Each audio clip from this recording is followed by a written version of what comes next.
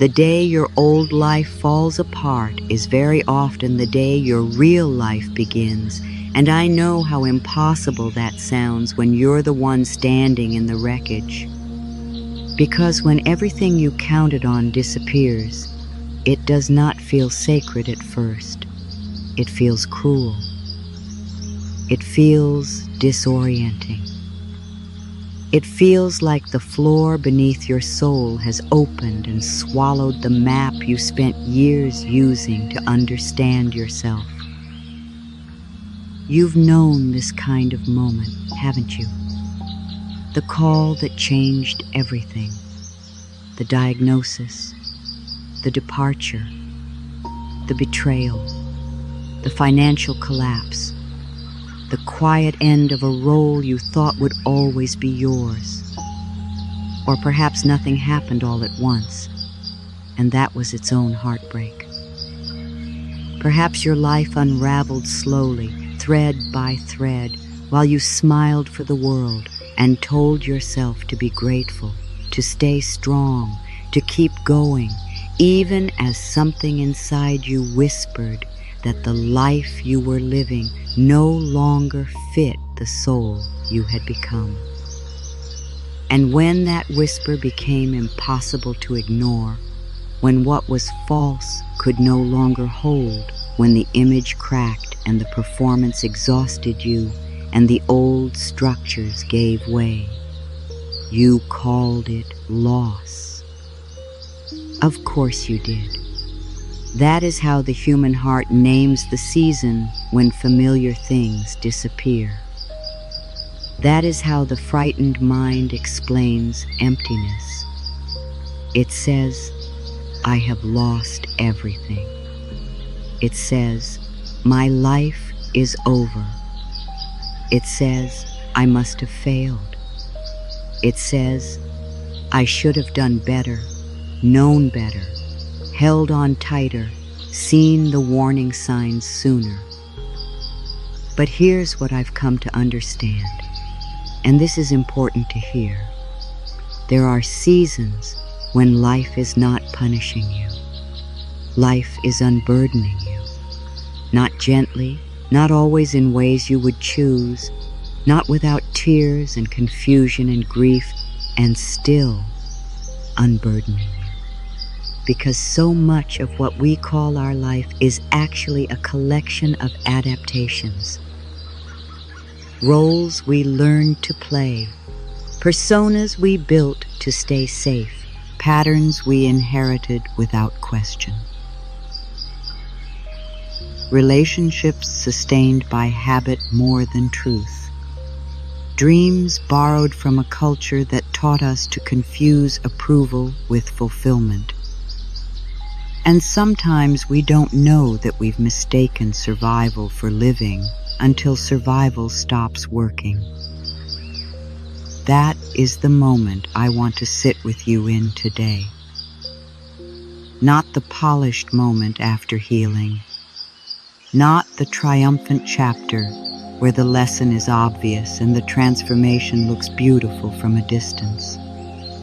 I want to sit with you in the sacred middle, where the ash is still warm, where the silence is still loud, where you do not yet know who you are without what you have lost. Because this is the part so few people speak honestly about. The empty room, the unanswered questions, the mornings when you wake and forget for a moment and then remember. The peculiar humiliation of having to begin again when you thought you had already built a life. You are not imagining how painful that is, and you are not weak because it hurts. Something in you recognizes that pain because it is not only the pain of losing things, it is the pain of losing orientation, losing identity, losing the familiar story your mind used to tell about where you were headed and why.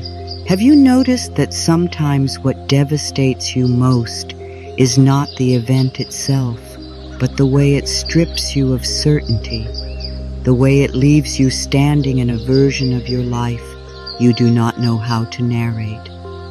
That is such a tender human experience. We are taught to introduce ourselves through our functions, aren't we? Through what we do, who we belong to, what we have accomplished, what role we play in the family, how useful we are, how desirable, how needed. And then life comes with its mysterious, uninvited intelligence and removes one of those markers, or several. A marriage ends, a career ends, youth changes, the children leave, the money goes, the body shifts, the house empties, the title is gone. The identity you've been polishing for years no longer matches what is living inside you. And the question underneath all of it rises like a tide. Who am I now? Not as a concept, not as a spiritual idea, as a felt reality. Who are you when the applause stops? Who are you when the role dissolves? Who are you when the image breaks? Who are you when no one is asking you to be anything and no part of you has the strength to pretend anymore? That question can feel terrifying and holy, because there are truths that only find you when your old answers stop working. So let your shoulders soften a little as you hear this. Let the breath move in and out without needing to force anything. Your body already knows something your mind is still resisting, that the collapse of what was false is not the collapse of you. The collapse of what was unsustainable is not the end of your worth. The collapse of your old life is not proof that you are broken. It may be evidence that something in you is finally too honest to keep living a lie. And yes, I said lie. Not because you intended to deceive anyone. Not because every part of your old life was wrong. But because many of us build lives around what we think will protect us from abandonment, judgment, scarcity, loneliness, insignificance. We build from fear and call it responsibility. We build from people-pleasing and call it love. We build from exhaustion and call it achievement. We build from self-neglect and call it loyalty. We build around the wound and then wonder why the structure keeps asking us to betray ourselves in order to maintain it. You've been carrying this longer than you realize. The pressure to keep it together, the pressure to be the strong one, the pressure to recover quickly, smile graciously, find the silver lining, stay positive, prove that whatever happened did not really undo you. But perhaps the most compassionate thing you can hear today is this. Something did undo you. Of course it did. Loss undoes us. Grief undoes us. Disillusionment undoes us. Betrayal undoes us. Reality itself, when it arrives in a form we did not ask for, undoes us. That is not failure. That is the breaking of a shell. And a shell feels like your whole world until you outgrow it. You may not be ready to call any of this beautiful, and that is all right. Please do not force beauty onto a wound that still needs tenderness. Please do not rush yourself into wisdom before grief has had a place to sit beside you. We are not here to make pain poetic so we can avoid feeling it. We are here to tell the truth with enough gentleness that your heart can hear it. The truth is that when you lose everything, or when it feels as though you have, you are brought to a threshold that most people spend their lives avoiding. A threshold where you can no longer outsource identity to performance, where you can no longer keep busy enough to outrun the ache, where you can no longer maintain the old arrangement between your inner truth and your outer life. A threshold where the soul quietly says, now. Now you will meet what remains when the costume falls. And what remains is not nothing. It only feels like nothing at first because it is unfamiliar. You have been so well trained in recognizing yourself through outer forms that inner essence can feel almost invisible when you first encounter it. Like stepping into a dark room where the eyes need time to adjust. You reach for what used to define you, and it is no longer there. You reach for the old future, and it does not answer. You reach for certainty, and only silence comes back. But silence is not emptiness. Silence is often where the deeper voice begins. Have you noticed how life sometimes gets very quiet right after it gets very loud? That quiet can feel unbearable. Because when the crisis passes, or the shock settles, or the papers are signed, or the funeral ends, or the move is complete, or the diagnosis has a name, the world often expects a narrative. What happened? What you learned? What comes next? And inside, you may feel none of that.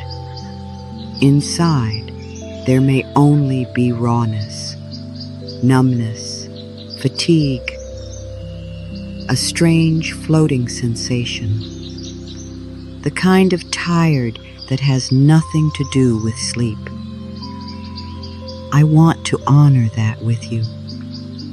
Because one of the most painful parts of losing every thing is that it exposes how little space our culture gives to unstructured transformation. We know how to celebrate achievement.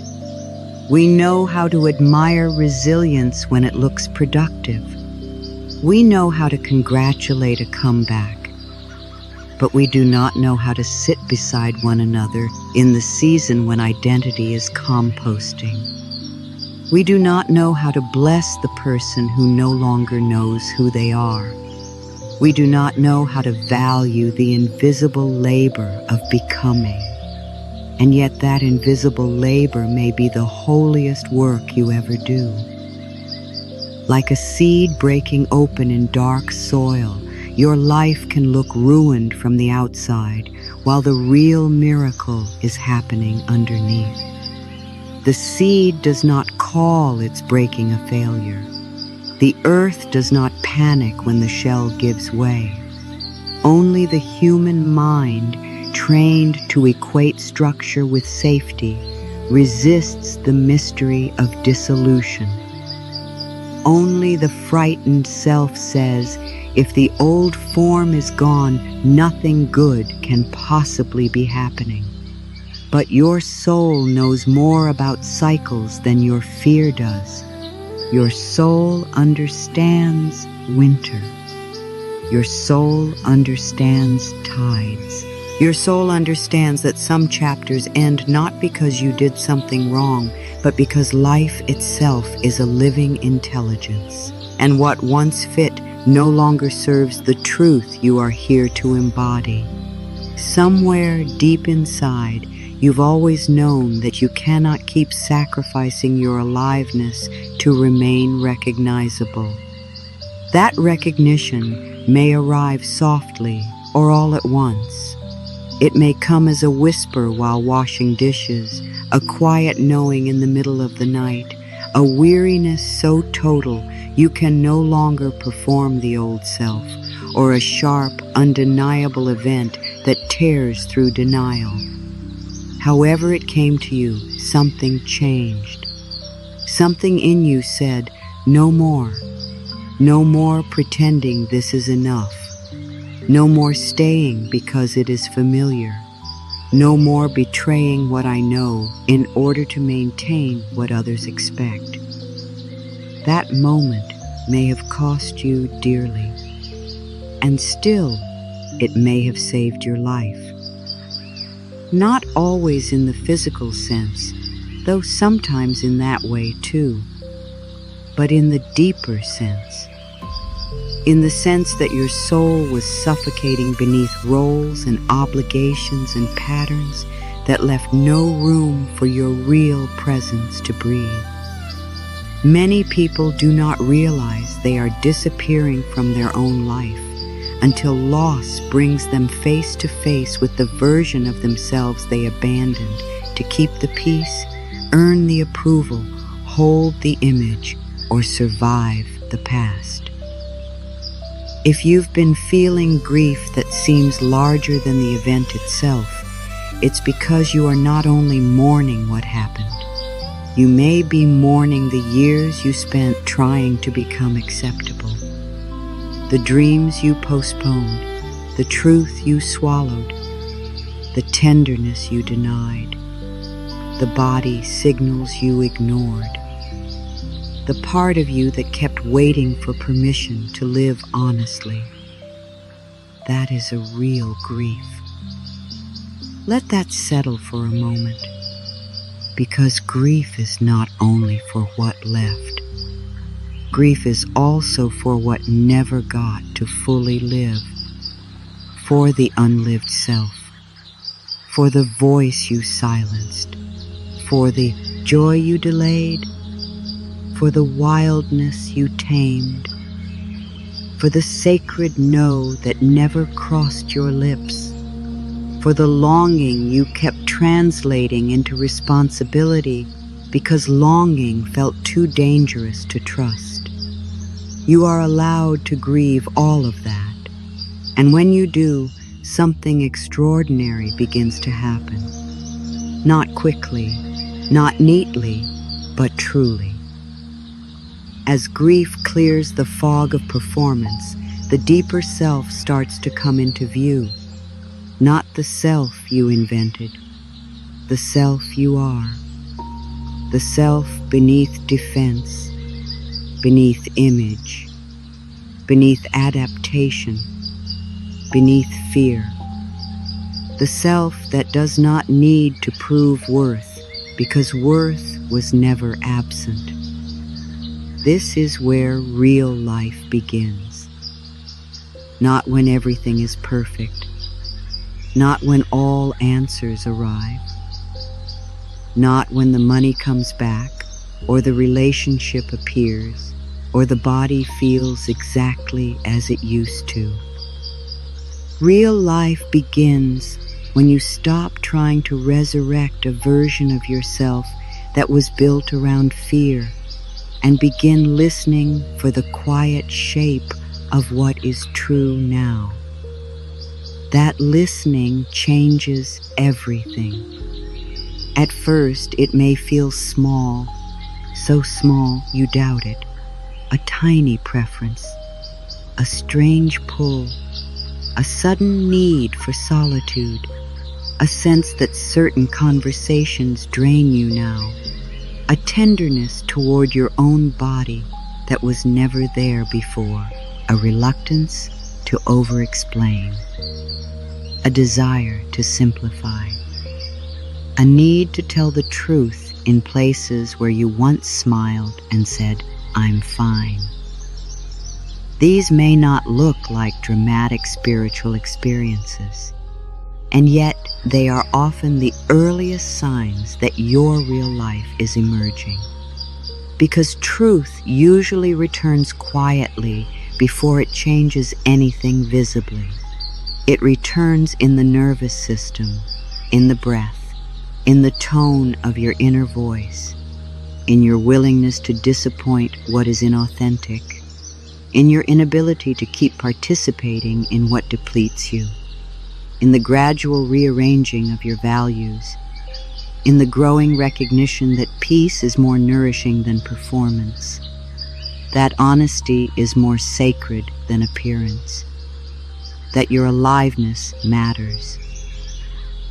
What if the beginning of your real life is not a dazzling reinvention? What if it is the first day you stop abandoning yourself? That is a much deeper beginning. And perhaps that is why losing everything can become such a fierce kind of grace. Because when life removes what you used to hide inside, you are given a chance few people accept willingly, the chance to meet yourself without ornament, without role, without status, without story, without all the little agreements you made with fear in order to belong. That meeting can be humbling. It can be lonely. It can also be the first honest love affair of your life. Not the dramatic kind, the quiet kind.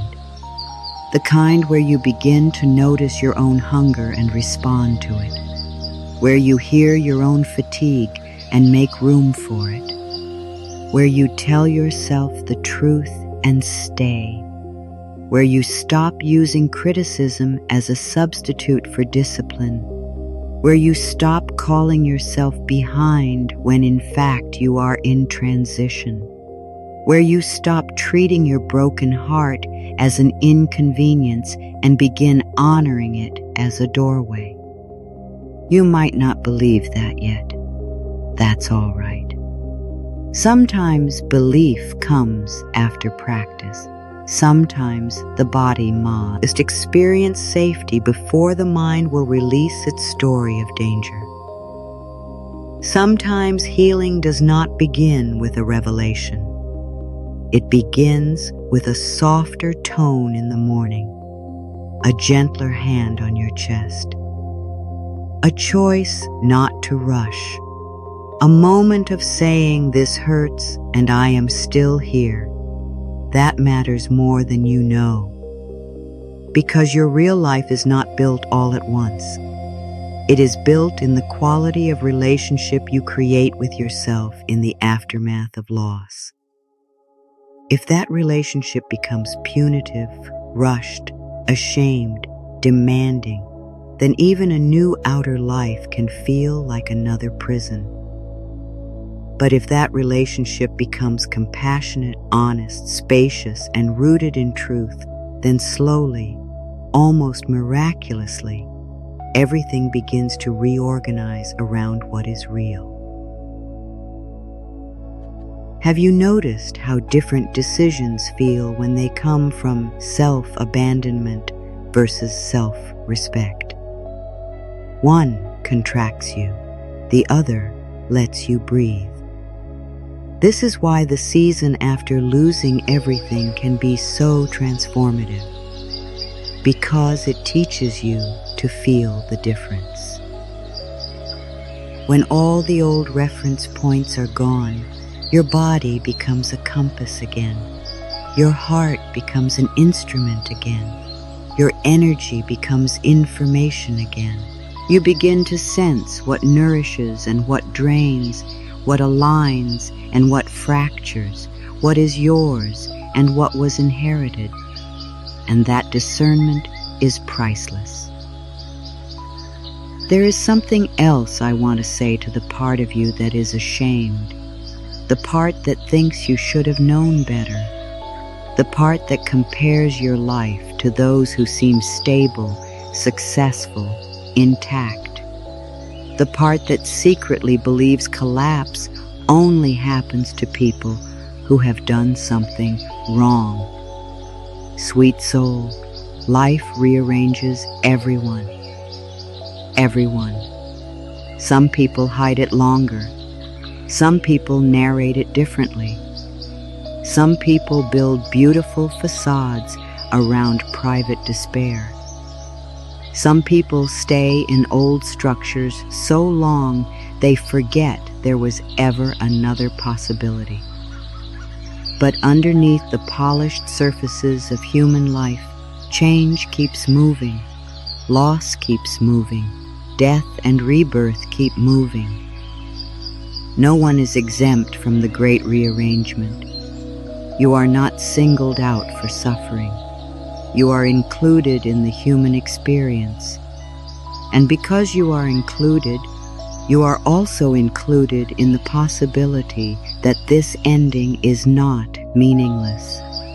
Not because pain is required for growth, not because hardship is inherently noble, but because human beings are capable of making sacred use of what they did not choose. We are capable of turning toward the ash and asking, what truth remains here? We are capable of meeting devastation with such honesty that it becomes a threshold rather than a sentence. I've seen this in quiet ways all my life. The woman who lost the marriage she thought defined her, and only then discovered the sound of her own laughter. The man who lost the career that once gave him status, and only then admitted how numb he had been for years. The mother whose children no longer needed her in the same way, and who spent months feeling useless before discovering the part of herself that had been waiting beneath duty all along. The person who, the body changed, slowed, or hurt, and who, through that unwelcome season, came into a tenderness and presence they had never known while they were busy outrunning themselves. These are not glamorous transformations. They are true ones. And perhaps you are in one now. Perhaps what is falling away is not your value, but the life you built around forgetting it. Perhaps what is ending is not your purpose, but the version of purpose that required self-erasure.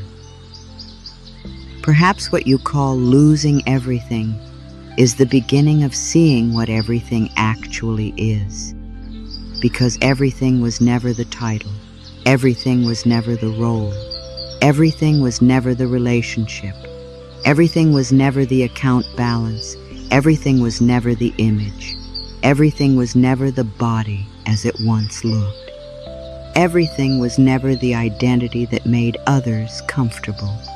Everything is much quieter than that. Everything is your capacity to remain present with what is true. Everything is your worth beneath conditions. Everything is the love still available in you after disappointment.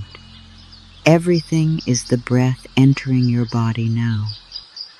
Everything is the part of you that cannot be reduced to what happened. Everything is the soul that has outlived every role you have ever played.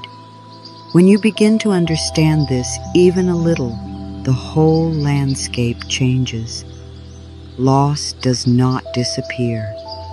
Grief does not vanish. Practical realities still matter. Bills must be paid. Bodies need care. Conversations must be had. Boundaries must be built. Support may need to be sought. This is not an invitation to float above reality. It is an invitation to inhabit reality more truthfully. To meet what is happening without confusing it with the entirety of who you are. That distinction can save you. Because one of the most dangerous things we do in seasons of loss is make what happened mean something absolute about our worth. We say, the marriage ended, so I am unlovable. The job ended, so I am a failure. The money went, so I am unsafe forever. The body changed, so I am no longer enough.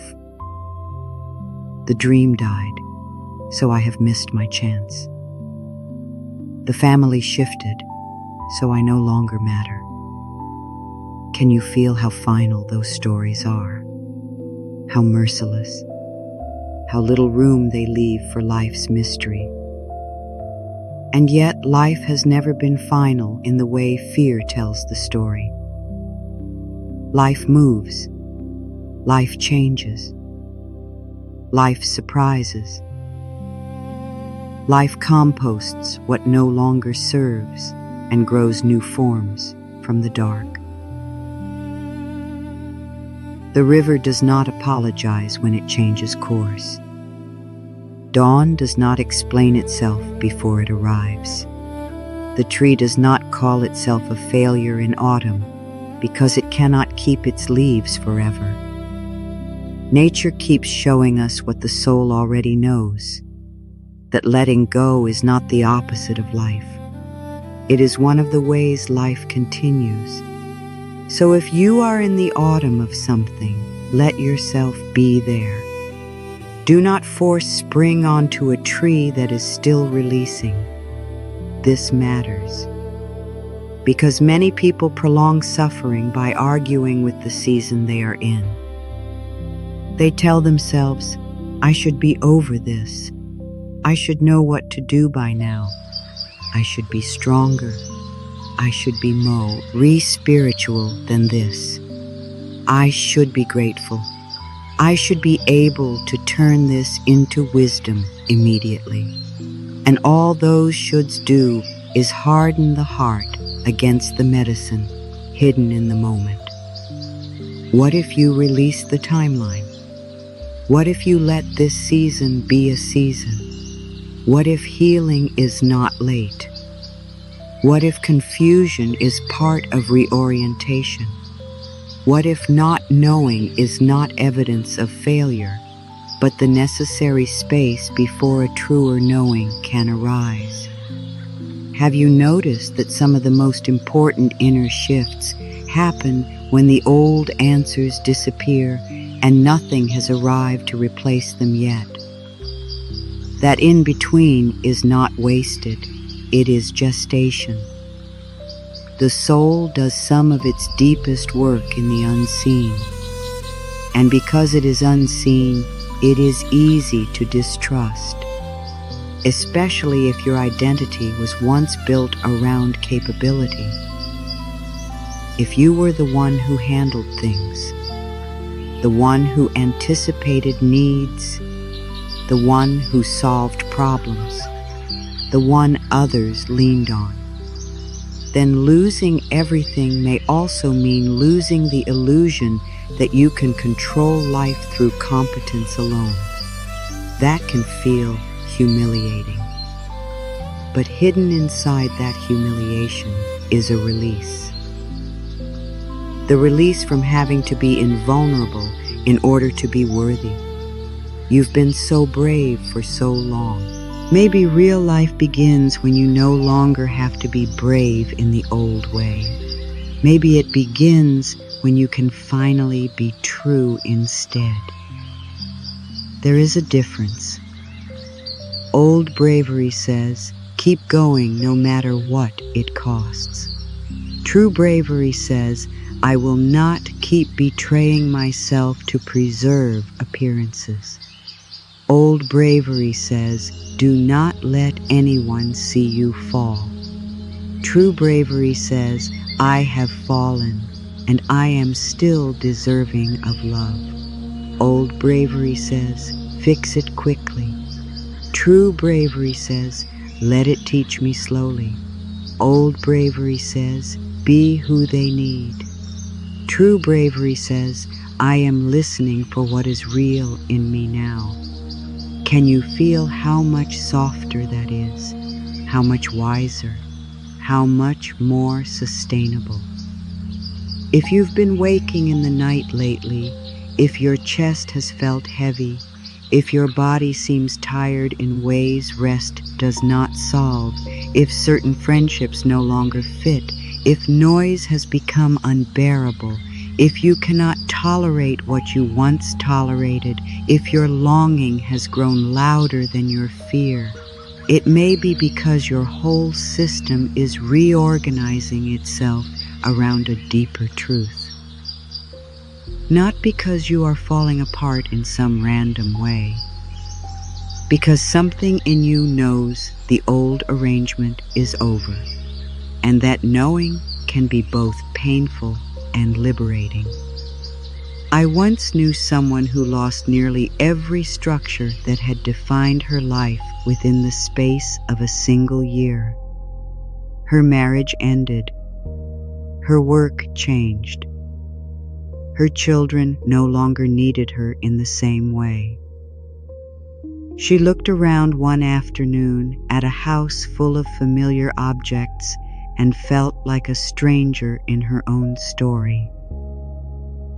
She thought what she needed was a plan, a timeline, a strategy to become herself again. But what she needed, though she did not know it then, was permission to stop trying to become her old self. She needed to sit in the quiet long enough to hear the part of her that had never truly been consulted. And when she finally did, what emerged was not dramatic. It was simple.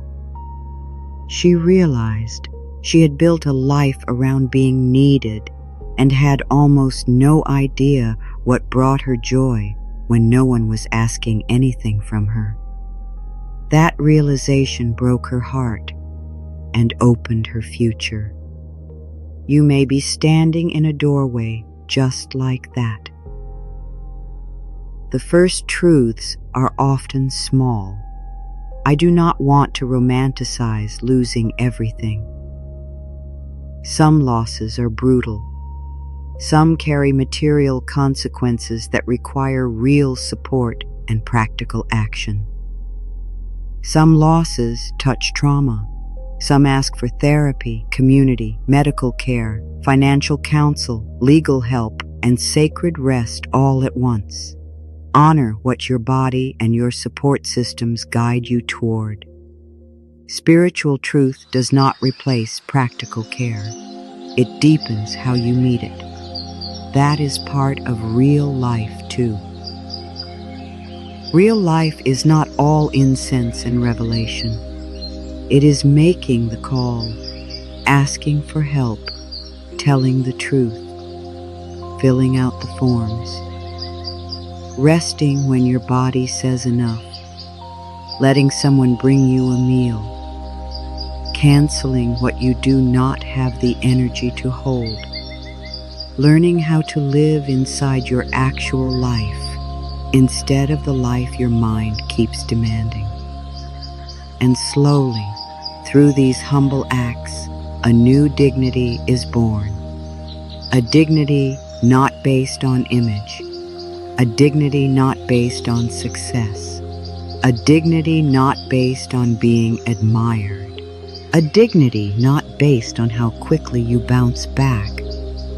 A dignity rooted in presence. This is the kind of dignity no one can give you and no loss can truly remove. Because it comes from your willingness to stay in honest relationship with yourself, to not look away, to not reduce your humanity to a flaw, to not make tenderness your enemy, to not measure your worth by the speed of your reconstruction. Somewhere deep inside, you've always known that love does not begin when your life becomes impressive again. Love begins in the ruins too, especially there. This is why the period after losing everything can become the first time many people encounter self-love in a form that is not performative. Not self-love as an idea, not self-love as a ritual you do while secretly still believing you are a problem, but self-love as a lived decision to stop making war with your own becoming, to stop treating your needs as weaknesses, to stop calling your sensitivity an inconvenience, to stop requiring certainty before you allow yourself compassion. Your sensitivity is a gift. I want to say that clearly, because many people who go through profound collapse are deeply sensitive, and that sensitivity is what let them survive, perceive, care, endure, and connect. But it is also what made them vulnerable to over-functioning, over-giving, over-accommodating, and over-identifying with what others needed from them. That sensitivity you've been trying to manage, to tone down, to hide from the world, it's your gift. Not because it makes life easier, because it makes life truer. It lets you feel when something is off. It tells you when an environment is depleting. It alerts you when your spirit is shrinking. It notices what the mind can rationalize for years. And now perhaps it is telling you that your life must be reorganized around what honors that gift rather than punishes it. That is a radical tour, Ning Point. It may change what you tolerate. It may change how you love. It may change what you call success. It may change how much solitude you need. It may change the pace at which you move. It may change your relationship to money, ambition, family, work, aging, beauty, productivity, even spirituality itself. This is why losing everything can feel so bewildering, because it is rarely only one thing ending. Often, an entire worldview is dissolving. The way you made meaning, the way you evaluated yourself, the way you earned belonging, the way you understood effort and reward, the way you defined love, the way you moved through time, the way you thought safety worked. When all of that begins to shift, of course you feel unstable. Of course you feel unrecognizable to yourself. Please do not mistake transformation for malfunction. There is a sacred difference. Malfunction says something has gone wrong. Transformation says something old can no longer contain what is emerging. Malfunction says, return to the previous setting. Transformation says there is no going back because the old setting was built for a self you no longer are. Malfunction seeks quick repair. Transformation asks for witness, patience, and participation. This is why the question changes. At first you ask, how do I get my old life back? How do I fix this? How do I return to normal? How do I restore what was lost?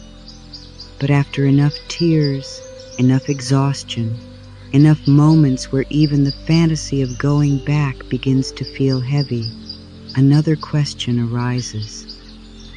What in me is trying to be born through this ending? That question is gentler. It is wiser. It opens instead of contracts. And it does not deny pain. It simply refuses to let pain be the only author of the story. What in you is trying to be born? Maybe a voice that tells the truth sooner. Maybe a body that is no longer willing to be ignored. Maybe boundaries that no longer apologize for existing. Maybe rest. Maybe creativity. Maybe a quieter life.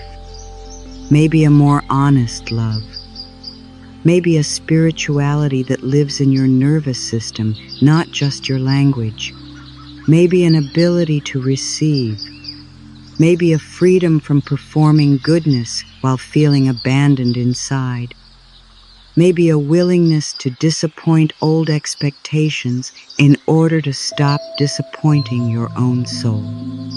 You do not have to know the full answer yet. Real life begins the moment you ask the truer question, and then it continues through your willingness to listen. Listening may mean making room for emptiness without immediately filling it.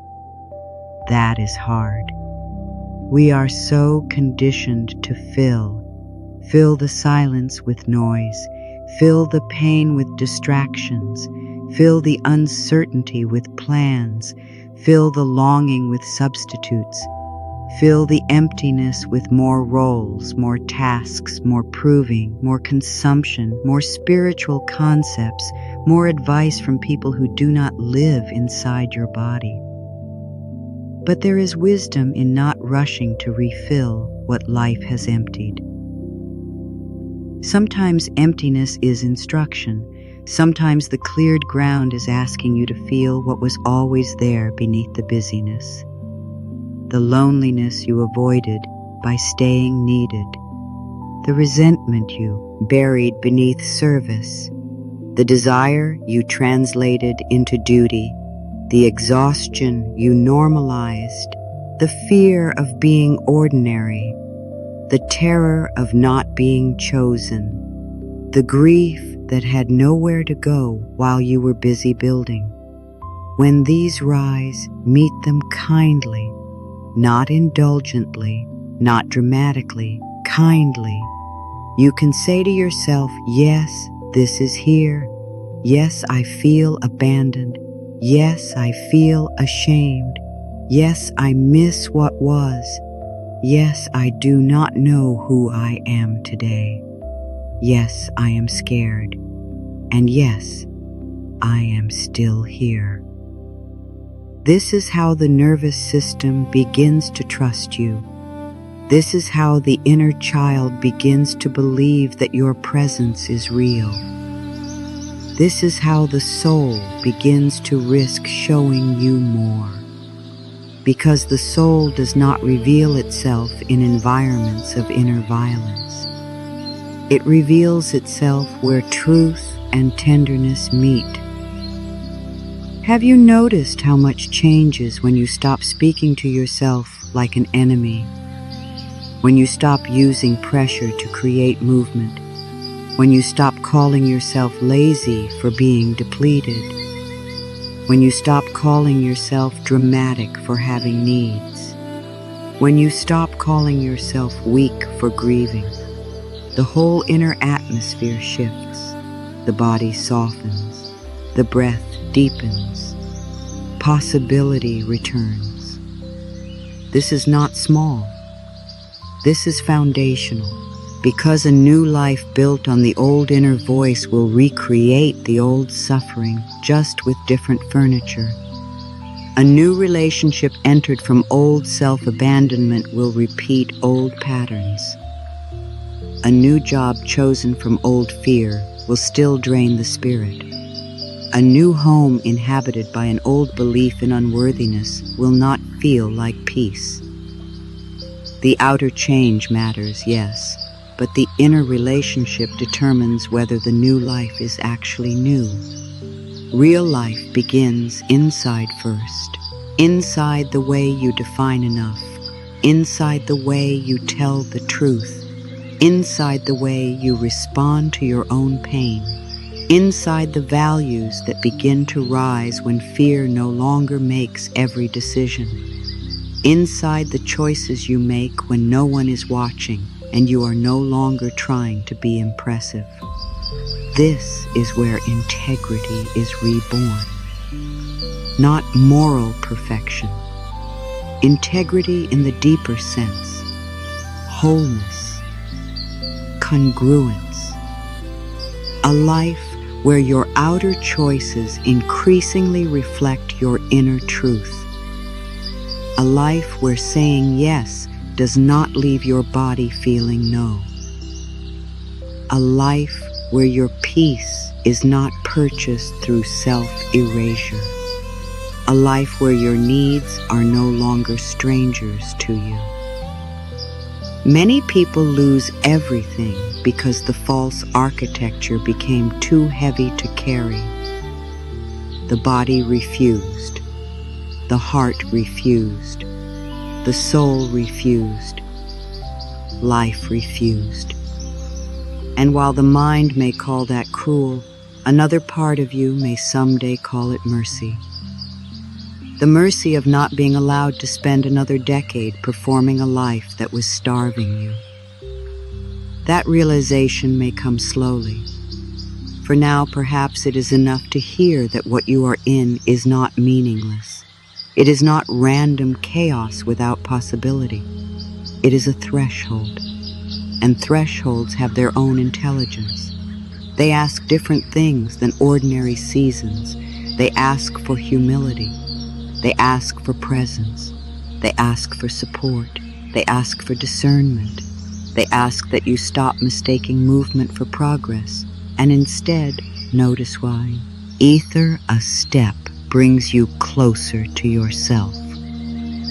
This is how real life returns, one truthful step at a time. A truthful no, a truthful yes, a truthful rest, a truthful conversation, a truthful boundary, a truthful grief, a truthful admission that what you wanted is gone, a truthful acknowledgement that what is gone was not wholly nourishing, even if you miss it, a truthful willingness to imagine that your life is not over simply because the old form ended, and with each truth, something gathers. Strength, but not the brittle kind. Clarity, but not the rigid kind. Faith, but not the performative kind. A living faith. The kind that does not say everything happens for a reason in order to avoid pain. The kind that says, I do not yet understand this, and I am willing to remain open to what it may reveal. The kind that trusts that even now, especially now, something essential in me remains untouched. That untouched place is worth getting to know. It does not mean untouched by experience. It means untouched in worth, untouched in essence, untouched in dignity. There is a place in you that divorce did not destroy, grief did not erase, aging did not reduce, betrayal did not invalidate, poverty did not disgrace, illness did not make less holy. There is a place in you that predates every role and outlives every outcome. Meet that place often. You might meet it in stillness. You might meet it while walking. You might meet it in prayer or writing or weeping or breathing with your hand over your heart. You might meet it in the moment after crying, when the body goes quiet and something ancient seems to look back at you from within. That place is not asking you to become someone else. It is asking you to stop leaving. And perhaps that is the deepest teaching hidden inside losing everything. That the real tragedy was never simply what left. The real tragedy would be losing yourself in your response to what left. Closing, hardening, performing, rushing, rebuilding from panic, choosing from fear, denying grief, turning your own tenderness into an inconvenience. Do not do that, sweet one. not because you must do everything perfectly, but because your life is too sacred to be rebuilt around another abandonment of the self. Take your time with the ashes. Listen to what they are saying. Ashes tell the truth about what burned. They tell the truth about what could not endure. They tell the truth about what was structure and what was essence. They tell the truth about what was built of image and what was built of soul. One day, when the sharpest pain has softened, you may look back and realize that what burned was not all of you, not even close. You may realize that so much of what vanished was made of roles, expectations, compensations, inherited scripts, and fear-managed arrangements.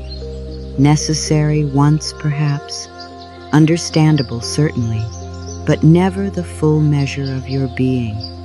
And in that realization, freedom enters, a quiet freedom at first, then a steady one, then a freedom with roots, the kind of freedom that no longer needs to be loud because it is lived, the kind that shows in your calendar, your relationships, your pace, your spending, your choices, your tone, your boundaries, your mornings, your willingness to leave what depletes you.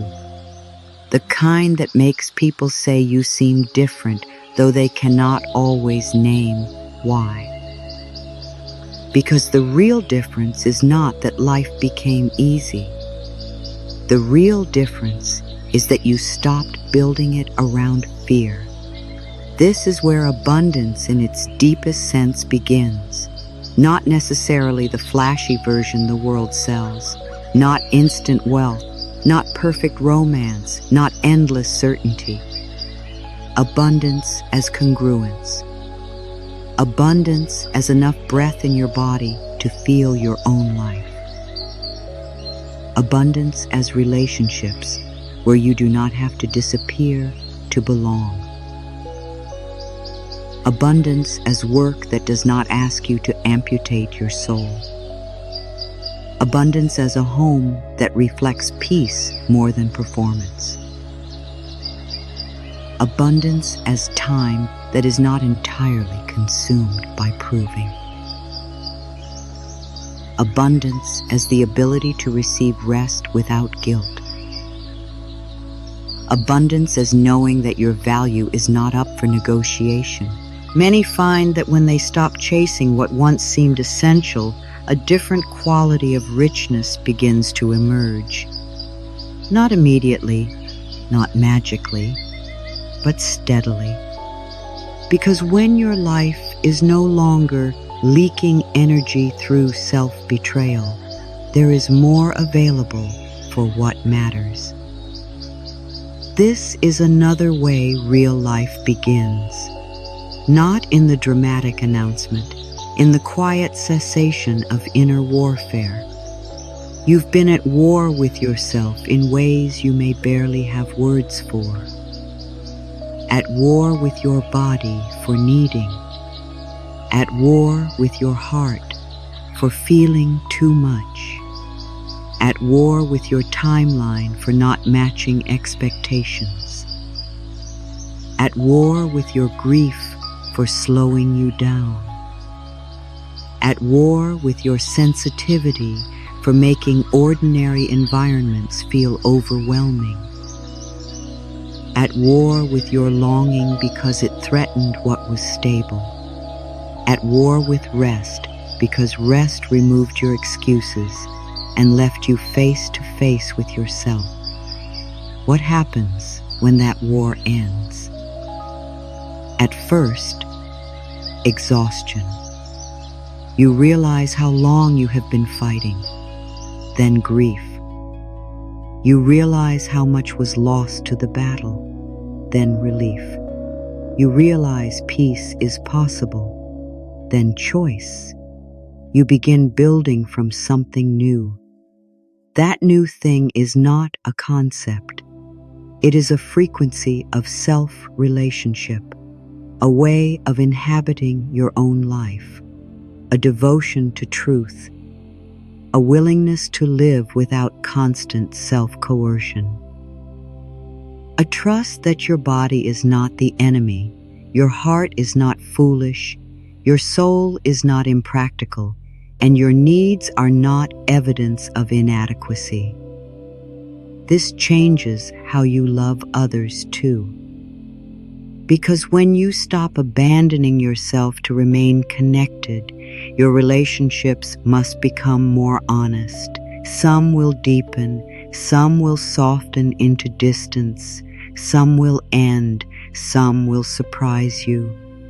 The people who only knew how to meet the version of you that overgave or overperformed may not know what to do with your truth. Let that be information. Not everyone who had access to your old life will be available for your real one. That can sting, but it is also clarifying. If people have been dropping away from your life, it's because your frequency is rising and misalignment becomes harder to tolerate. Not in a superior way, in an honest way. You can no longer keep conversations, habits, and dynamics alive through self-erasure alone. What once held through your silence begins to wobble when you speak. What once stayed comfortable through your overfunctioning begins to reveal itself when you rest. This is not punishment. This is revelation. And revelation is one of the great gifts of collapse. Because collapse strips away the energy you used to spend maintaining illusion. When you are too tired, too broken open, too honest, too changed to keep pretending, truth comes closer. Not always comfortable truth, but liberating truth. The truth that some relationships survived on your exhaustion. The truth that some goals belong to your wound, not your soul. The truth that some identities were praised because they made others feel secure, not because they honored your aliveness. The truth that some forms of success were costing you your inner life. These are painful recognitions. They are also expensive treasures. Please do not throw them away by rebuilding too quickly. The temptation after loss is often speed.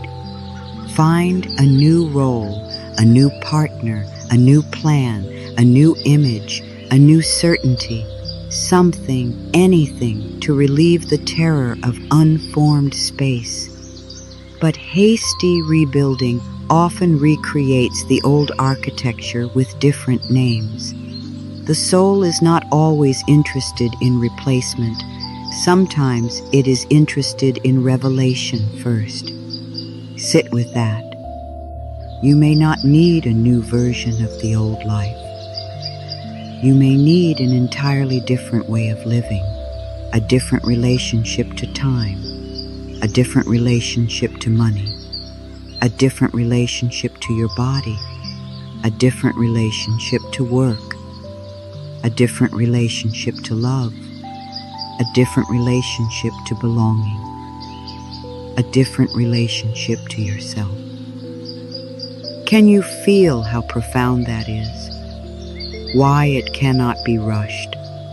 Why the empty space matters? Why the not knowing is not your enemy? There is something happening during these seasons that many people do not talk about. Your values are being rewritten, quietly, organically, through felt experience rather than slogans. What once seemed important begins to lose its shine. What once felt optional begins to feel essential. Peace becomes non-negotiable. Honesty becomes more attractive than admiration. Slowness becomes intelligent. Simplicity becomes beautiful. Reciprocity matters. Rest matters. Presence matters. Beauty matters in a different way now, not as display, as nourishment.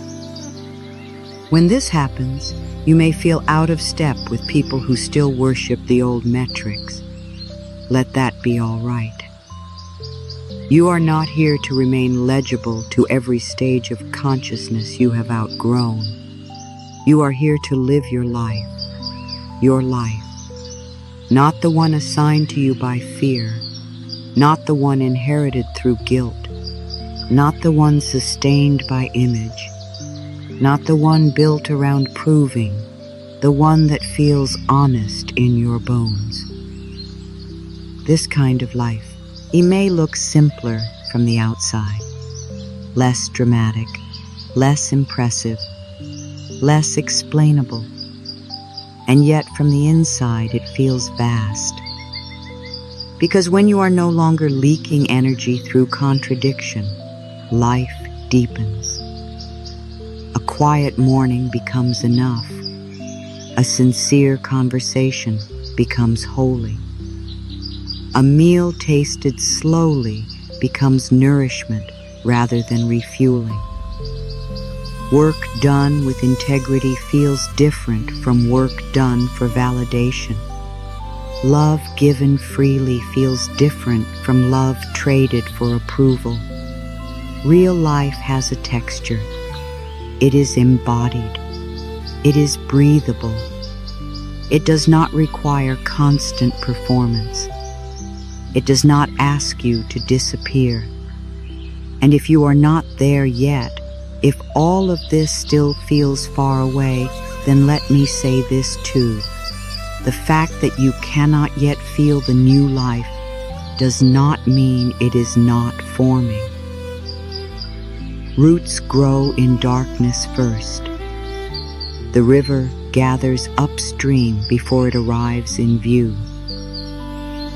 Dawn begins before the sky admits it. Your real life may be assembling itself in ways too subtle for your frightened mind to measure. You may notice it in tiny evidence. A little more honesty. A little less tolerance for what harms. A little more compassion toward your own fatigue. A little more willingness to ask for what you need. A little less hunger for applause. A little more desire for peace. Do not dismiss these. They are seedlings. The gift of your sensitivity, the very thing you thought made you weak, is precisely how you'll transform everything you touch. Because sensitivity, once honored rather than shamed, becomes discernment. It becomes intuition. It becomes artistry. It becomes emotional truth. It becomes a capacity to create environments, relationships, work, and rhythms that are rooted in life rather than defense. But first, you must stop asking your sensitivity to survive in places designed for self-abandonment. That is part of losing everything, too. Losing access to the old tolerance.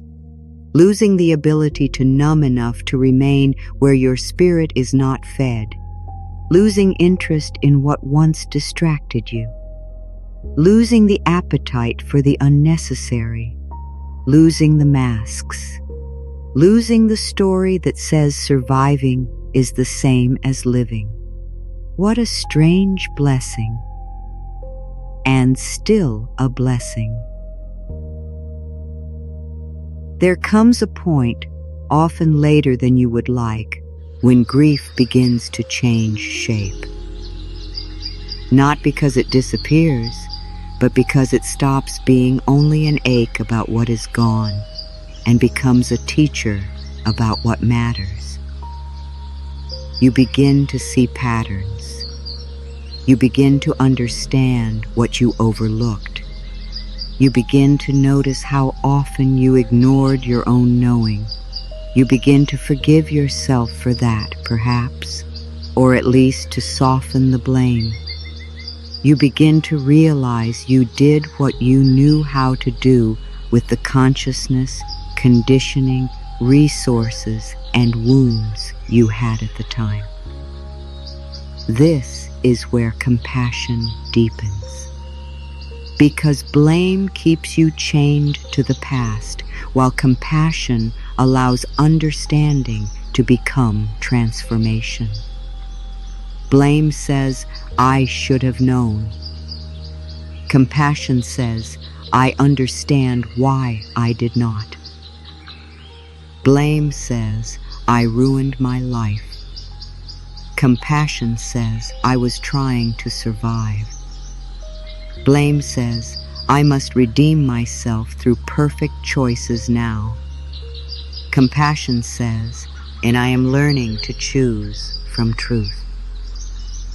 That shift changes the whole inner climate, and in a new inner climate, new life can grow. One of the hardest parts of beginning again is that the self who begins is not the self who first dreamed. The beginner at 20 and the beginner after heartbreak are not the same. The beginner after illness, the beginner after divorce, the beginner after bankruptcy, the beginner after caregiving, the beginner after spiritual disillusionment. These beginnings carry history. They carry tenderness. They carry caution. They carry wisdom that innocence did not have. Honor that. Do not compare this beginning to previous ones. This one is sacred in its own way. It may ask for more honesty and less ambition, more embodiment and less fantasy, more support and less self-sufficiency, more patience and less pressure, more truth and less image. This is not lesser, it is deeper. And because it is deeper, it may look slower. The world may not immediately celebrate it. There may be no dramatic announcement, no clear milestone to post, no obvious narrative of victory. But inwardly, everything is changing. Your relationship to yourself, your relationship to reality, your willingness to stand in truth without immediate validation. That is a profound maturity, not hardening, maturing. The kind that knows softness is strength when it is anchored in truth. The kind that knows boundaries are loving. The kind that knows grief can coexist with gratitude. The kind that knows the nervous system is part of the spiritual path. The kind that knows healing is not performing peace while dissociated. The kind that knows authenticity costs and is still worth choosing. If this resonates, perhaps your soul is inviting you into a simpler question every day. What feels true today? Not forever, not for the next 10 years. Today, what feels true in this conversation, in this decision, in this room, in this body? What feels true? This question can guide you home. Not because it gives immediate certainty, but because it trains you to stop outsourcing your center. It trains you to check inward, to sense, to notice, to respect what your body and heart are communicating before the mind rushes to override them with obligation or fear. Over time, that practice becomes trust.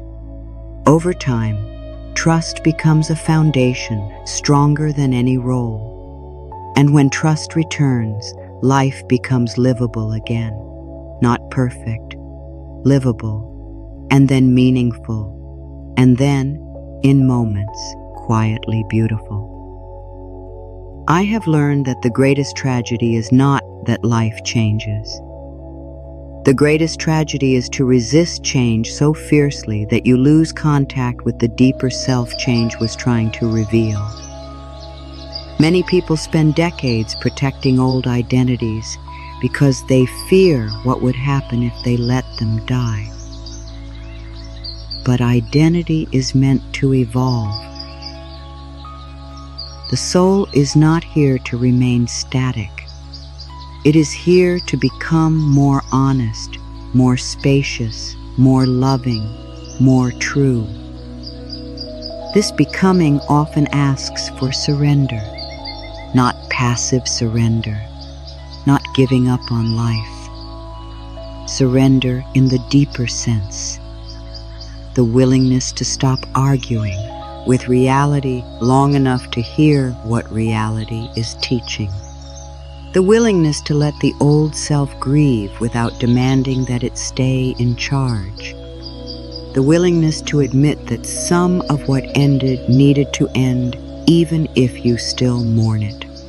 The willingness to believe that your life may hold forms of beauty you have not yet imagined because you were too busy defending forms that no longer had life in them.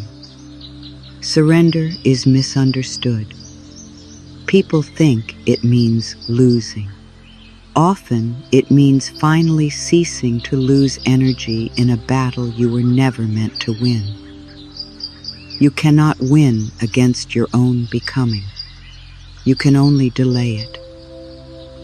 And delay has a cost. That cost may be numbness. It may be burnout. It may be resentment. It may be chronic anxiety. It may be a life that looks right and feels empty. It may be a smile with no spirit behind it.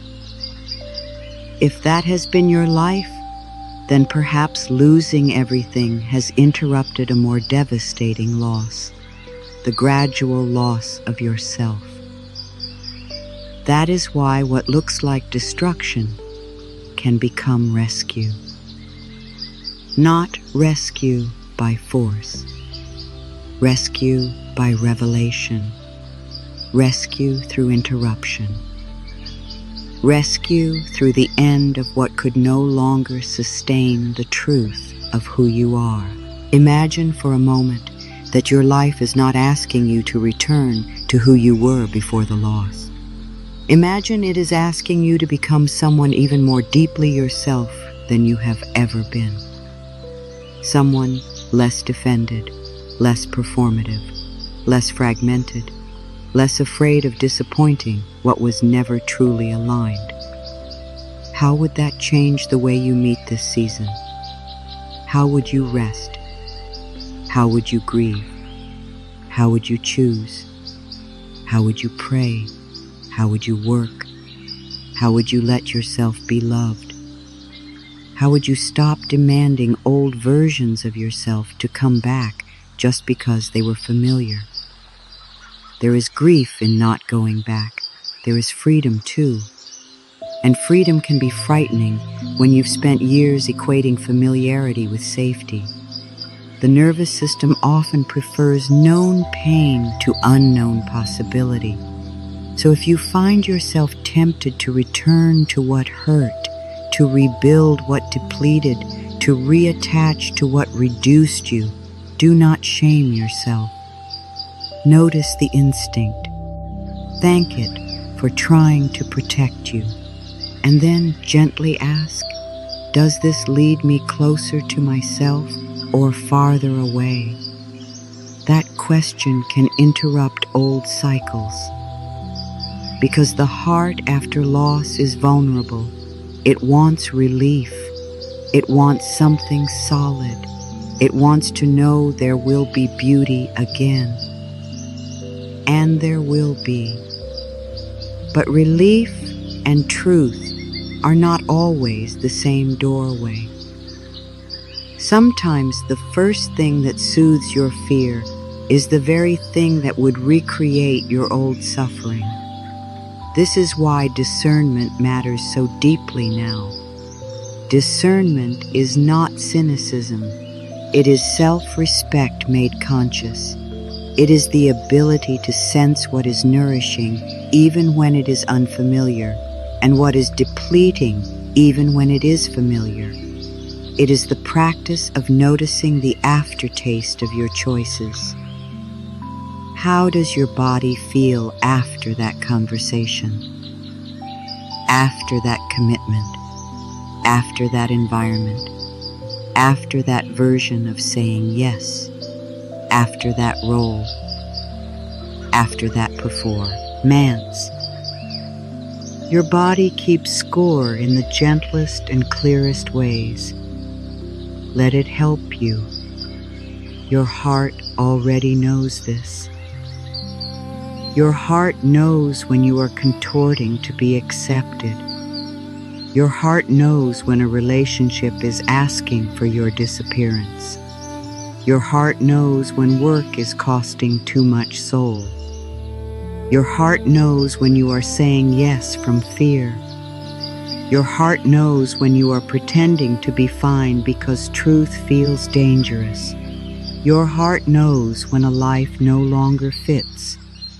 The problem is not lack of knowing. Often it is lack of permission to honor what you know. Perhaps losing everything is the permission slip you never gave yourself. Not because loss is desirable, because it makes denial harder, and when denial falls, truth can finally enter the room. That truth may sound like this: I do not want to live this way anymore. I cannot keep carrying everyone. I am tired of being strong in ways that erase me. I miss myself. I have been lonely inside a life that looked full. I want peace more than approval. I want honesty more than image. I want a life that lets me breathe. If any of those words stirred something in you, let them. They are not demands, they are openings. You do not have to transform everything today. You may only need to stop lying to yourself today. That is enough for one day. And then tomorrow, another truthful step. And then another. This is how the soul rebuilds. Slowly, organically, with roots, not from panic, from presence, not from image, from integrity, not from proving, from peace. And yes, there will be days of doubt, days when you miss the old life simply because it was known. Days when grief rushes back unexpectedly because healing is not linear. Days when the new path feels lonely. Days when you wonder whether all this tenderness has made you soft in the wrong way. It hasn't. It has made you permeable to truth. There is a difference. Soft does not mean fragile. Soft can mean alive. Soft can mean responsive. Soft can mean able to feel before numbness takes over. Soft can mean brave enough to remain open after disappointment. That kind of softness is power, a different power than domination. a different power than performance, a different power than status, the power of congruence, the power of self-trust, the power of not having to abandon yourself to belong, the power of being able to sit in silence and still know you exist. This is the power collapse can reveal. And when it does, life begins to change in outward ways too. You may simplify. You may release possessions that once held identity. You may move. You may end dynamics that depended on your silence. You may learn to receive help. You may spend differently. You may work differently. You may love more honestly. You may make decisions that younger versions of you would never have understood. Let that be evolution. You are not required to remain loyal to old identities simply because they got you this far. Gratitude for the old self does not require permanent residence there. You can thank who you were for surviving. You can honor the adaptations that helped you make it through earlier chapters. You can understand why you became so capable, so pleasing, so productive, so careful, so needed. And then, with great tenderness, you can release the belief that survival strategies must become a life sentence. That release is another beginning.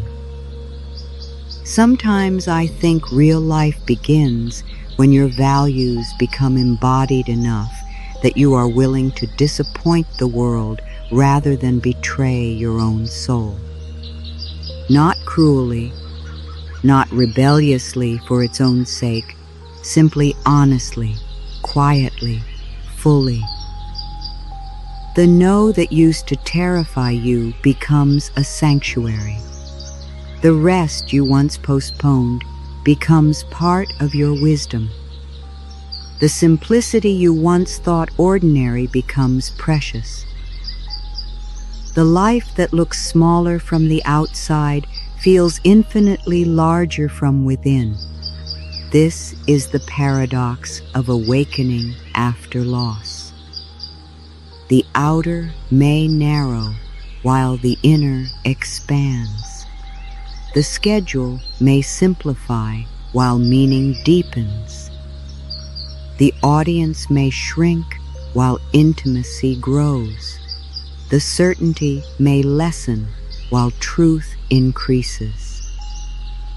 What if that is not less life? What if that is more real, more inhabited, more sustainable, more yours? I want to speak now to the part of you that still fears you are too late, too old, too damaged, too tired, too responsible, too far gone from yourself to begin again. That fear is understandable, and it is not the whole story. There is no age at which truth loses its power. There is no decade at which the soul stops calling. There is no point at which tenderness becomes useless. There is no point at which self-honesty ceases to matter. Some of the most profound beginnings happen after people thought their life was already decided. After the children are grown, after the marriage ends, after the diagnosis, after retirement, after bankruptcy, after breakdown, after the identity that looked permanent dissolves. These are not late beginnings. They are ripe ones. because ripeness carries depth. Ripeness carries perspective. Ripeness carries less interest in pretending. Ripeness carries a hunger for what is essential, and essential life. That is what your soul has wanted all along. Not perfection, essence. Not performance, presence. Not endless becoming for the sake of approval, becoming for the sake of truth. As you move through the coming days, you might start to notice something subtle, a reduced appetite for what once drained you, a stronger reaction when you override your own knowing, a clearer sense of what feels clean and what feels muddy, a longing for beauty that soothes rather than impresses, a deepening ability to say, not anymore. These are signs that your real life is not a distant event. It is already asking to be lived through small acts of fidelity to yourself. Protect those acts. They may look insignificant to others. They are not insignificant to the soul. Saying no to one depleting invitation, taking one afternoon to rest, telling one honest truth, asking for one kind of support, leaving one conversation sooner, eating with attention, walking without a destination, writing what you really feel, turning off the noise, not forcing joy when grief is present, not forcing grief shown. Hen peace arrives, letting your experience be what it is. This is how life becomes sacred again, not through grand declarations alone, through reverent attention. You do not need to become mystical to live sacredly. You only need to stop rushing past your own life. Loss has a way of slowing us to the speed where deeper things can finally be heard. That slowing can be involuntary at first. You are too tired to perform, too changed to enjoy the old distractions, too honest to tolerate what once passed as fine. And there, in the slower rhythm, you begin to hear things. The birds in the morning, the tension in your belly when you say yes too quickly, the relief in your chest when someone truly sees you, the ache in your spirit when you betray yourself, the quiet joy of not performing. These are not small teachings. They are real life. Perhaps that is what I most want to leave with you. That real life is not something that begins only when the perfect future arrives. It begins whenever you choose to inhabit what is true with enough tenderness that your soul can stay. It begins in the ruins too. It begins in the apartment after the move, in the bank account after the loss, in the body after the diagnosis, in the morning after the breakup, in the silence after the children leave, in the emptiness after the role ends, in the tears after you finally admit what you can no longer carry. Right there, especially there. Real life begins when you stop waiting to be restored to an old version of yourself and start honoring the life trying to emerge now. Even if it is quieter, even if it is simpler, even if it asks everything in you to trust a truth without proof yet. One day you may look back and realize that the great heartbreak was also the great unveiling, that what felt like abandonment was clearing, that what felt like humiliation was initiation, that what felt like emptiness was fertile ground, that what felt like the end of your identity was the beginning of your essence, that losing everything did not destroy your real life, it revealed it. Until then, breathe. Rest when you can. Tell the truth when you are able. Ask for help. Honor what your body says. Let grief move. Let joy visit without suspicion. Let silence teach. Let simplicity nourish. Let endings end. And when fear returns as it may, place a hand on your heart and remember, you are not standing in nothing. You are standing in the uncovered ground of your own becoming. You are not behind. You are between worlds. You are not failing. You are shedding. You are not empty. You are making room. You are not lost beyond repair. You are closer than ever to the self that was waiting beneath all the noise. That self is patient. That self is wise. That self has not left you. Meet that self gently now. Meet that self without performance. Meet that self in the morning light and the midnight quiet. Meet that self in the tears and the stillness.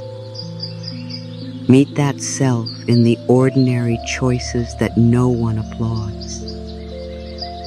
Meet that self every time you choose truth over image, peace over proving, presence over panic, tenderness over shame. This is your real life. Not someday, not after you explain it, not after everyone understands, not after the old story approves. Now, here in this breath, here in this honest moment, here in the holy ground revealed when everything unnecessary has fallen away. And perhaps years from now, when someone asks when your life truly began, you will not name the season when everything looked successful. You will not name the chapter when the image was intact. You may name the season of ash, the season of not knowing, the season when you cried more than you spoke, when silence became a teacher, when you stopped trying to return to who you had been and finally began listening for who you were. You may say, I lost everything. And then, at last, my real life began.